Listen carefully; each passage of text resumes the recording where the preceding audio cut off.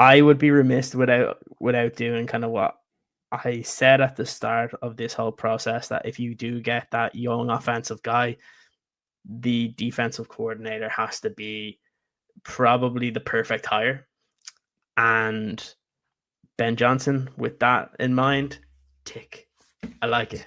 Dennis Allen is it's the type of defensive coordinator I like because he's aggressive and he wants to win and he's not happy to settle when the defense is on the field. And it's something that I really like. There's a couple of parts of this that I was very positive with. He's probably not leaving you to be a head coach somewhere, which is great. So that is a good one, that he's been a head coach twice. It's very unlikely that he'll get to be one a third time around. He is a much better defensive coordinator than he is a head coach, but also it is important that he was a head coach because you have a first-time head coach, and sometimes it's when guys make mistakes as the head guy, they have to kind of self-evaluate and be like, this is what needs to be done.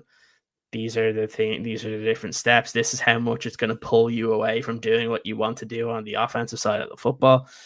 And I think that was really important. I kind of linked it back to when Sean McVay took over for the LA Rams, and it's changed since, but those first 2 years for when he first started with Wade Phillips, he was basically take care of the defense and I'll focus over here on the offense.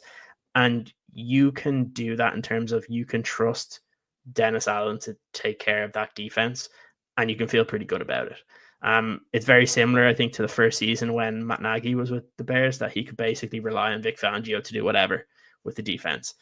And that's what I like about Dennis Allen, that you can trust him. You can trust what he's kind of bringing to the table in terms of the success. Like you can look at the numbers, you can look at the statistical analysis of his defenses, and they're, for the past couple of seasons, they've always been very highly ranked in some of the most important categories. But the key thing that I like about it is the one thing that infuriated me with the Eberflus defense, and I know it's kind of stems from what we saw in Lovie Smith, the whole bend but don't break.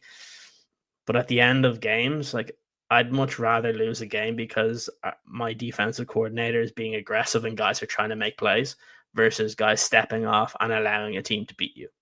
And that's what I like. You're going to see more of the kind of like Spags type thing with the Chiefs, where he's going to come up with something to try and win you a game rather than being like, oh, I'm afraid I don't want to lose this game.